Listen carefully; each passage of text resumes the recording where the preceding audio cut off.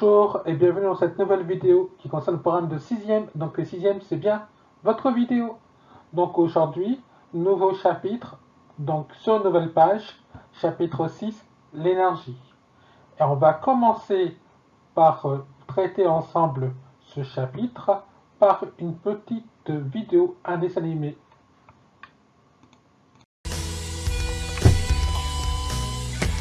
Hé Tina, viens voir dehors. J'ai trouvé un super truc dans le garage. Allez, s'il te plaît.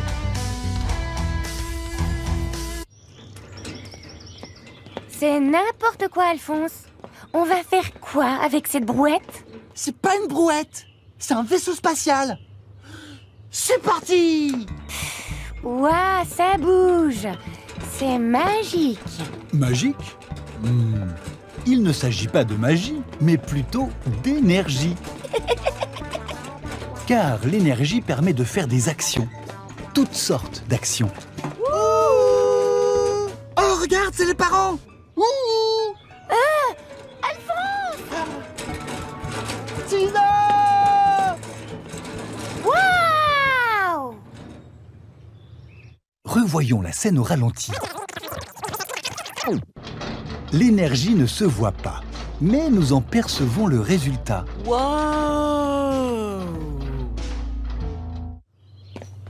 À moi!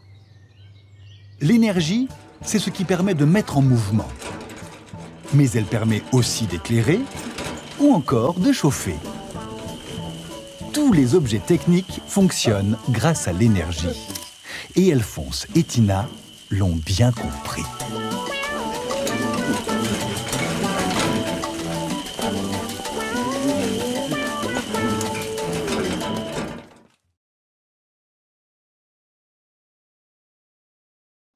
Donc on va exploiter cette vidéo sur le cahier en écrivant en rouge, grand 1, l'importance de l'énergie. Puis en noir, se déplacer, se chauffer, s'éclairer, le déplacement des planètes, la lumière du soleil, et même bouger, rester debout, réfléchir, digérer, maintenir sa température proche de 37 degrés, respirer. Toute activité humaine ou non humaine nécessite de l'énergie. Sans énergie, le monde n'existerait pas. Sans énergie, il n'y aurait rien qui fonctionnerait. Deuxième chose qu'on peut écrire, donc grand 2, qu'appelle-t-on l'énergie? Donc à écrire en rouge. Puis en noir, l'énergie désigne tout ce qui permet d'effectuer une action, de fabriquer de la chaleur, de la lumière ou de produire, comme vous avez pu voir dans la vidéo, un mouvement. Elle peut aussi quantifier les interactions entre des phénomènes très différents. C'est un peu, entre guillemets, comme une monnaie d'échange commune quand des phénomènes physiques se produisent. Elle se mesure en joules, dans le symbole est J, et on utilise parfois la calorie ou le kilocalorie. C'est ce qu'on peut voir par exemple dans des étiquettes d'alimentation, de plats cuisinés. On voit par exemple énergie en calories ou en kilocalories, cal, et aussi en joules, avec le symbole J. Grand 3, l'histoire de l'énergie, donc à écrire en rouge. Maintenant, je vous propose une activité recherche sur Internet. Pour cela, on va se servir des éléments qui se trouvent dans le document complémentaire que je vous ai envoyé par mail. Dans la première partie, vous avez cette frise historique. Donc, qu'on va remplir avec les éléments que je vous ai donnés dans la deuxième page. Ces éléments, ces dessins, représentent des avancées historiques faites par l'homme dans le thème de l'énergie.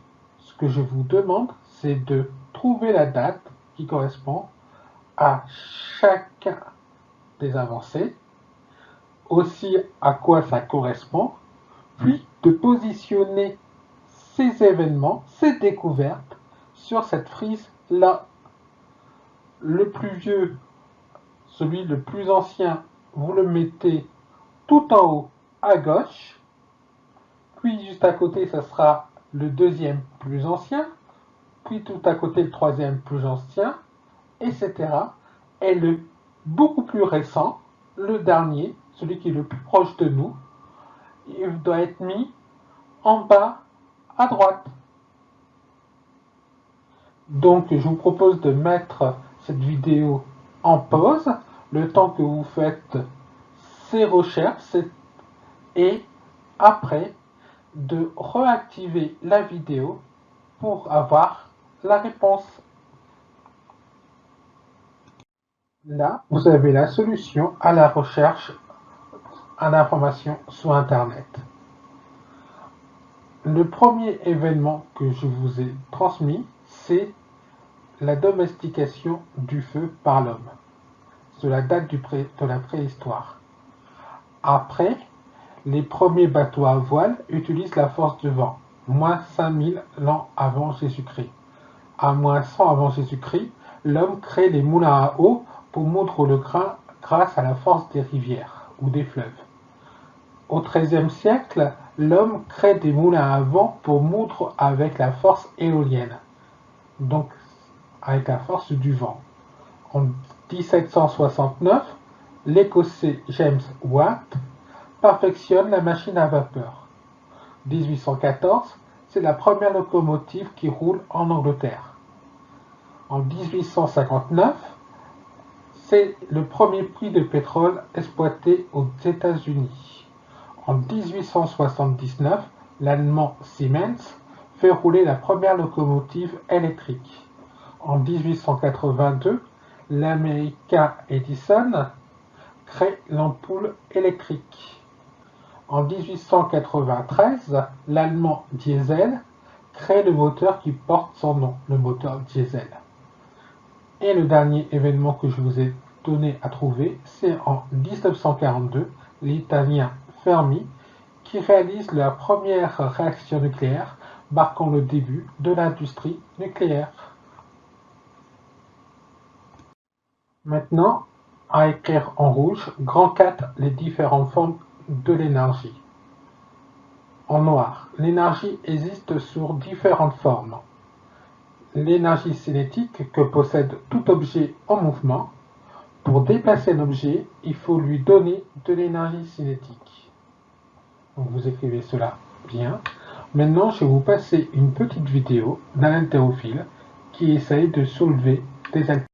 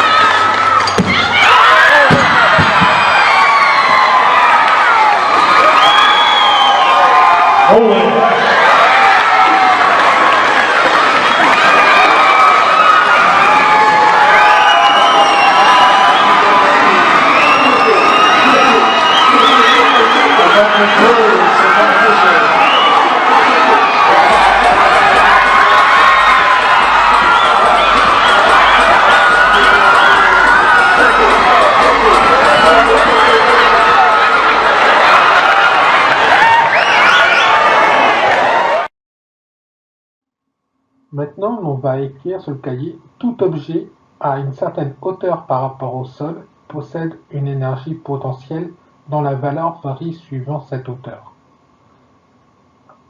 Là, on ne va pas écrire ce que je vais vous dire maintenant. Si on regarde ce qui s'est passé pour l'haltérophile, les haltères, quand ils ont été soulevés, ont gagné de l'énergie potentielle. Et malheureusement, l'haltérophile n'était pas assez costaud, pas assez fort pour pouvoir lui apporter aux haltères suffisamment d'énergie potentielle pour pouvoir le mettre à la bonne hauteur, c'est-à-dire à celle des épaules.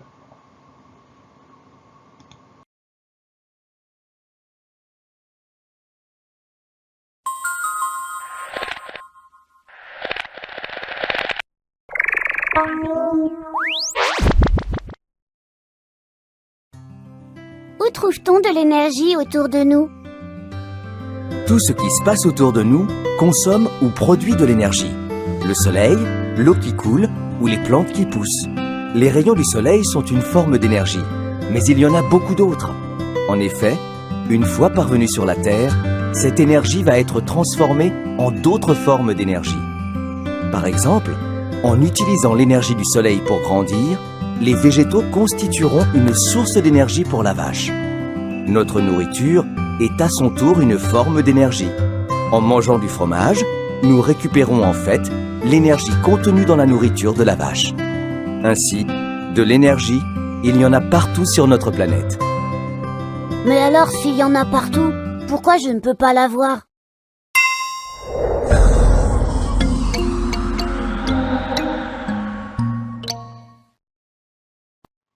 Nouvelle forme d'énergie. Donc, sur le cahier, on va écrire l'énergie chimique présente dans tout objet. Pour que le corps d'un être vivant puisse fonctionner correctement, on doit lui en fournir dans son alimentation. Ici, vous avez différentes formes d'énergie.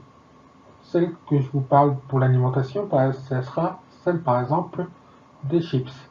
Mais les piles contiennent aussi de l'énergie chimique, les piles alcalines.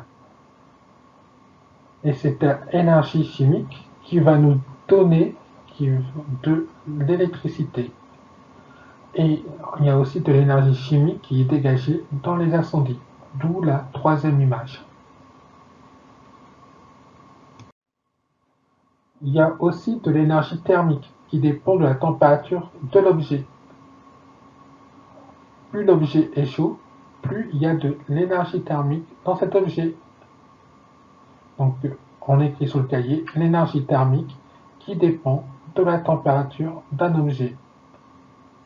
Nouvelle forme d'énergie qu'on va écrire dans le cahier, l'énergie rayonnante est la forme d'énergie contenue et transportée par les ondes électromagnétiques, en particulier par la lumière.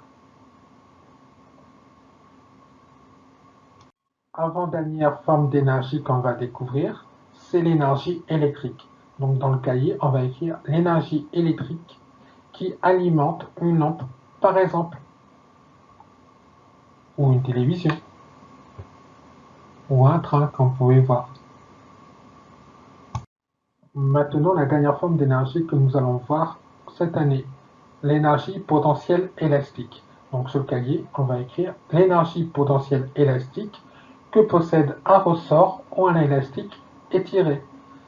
Quand on veut envoyer une flèche avec un arc, on va tendre l'élastique de l'arc, et cet élastique va avoir une certaine énergie potentielle élastique. Et comme on va lâcher l'élastique, cette énergie potentielle élastique va être transmise sous forme d'énergie cinétique à la flèche. Sur la deuxième image, vous voyez un saut à la perche. La perche est quelque chose de plus ou moins élastique. Et elle va donc, en fur et à mesure qu'elle va se courber, gagner de l'énergie potentielle élastique. Et cette énergie potentielle élastique va être transmise au moment du saut à l'athlète pour le faire sauter beaucoup plus haut.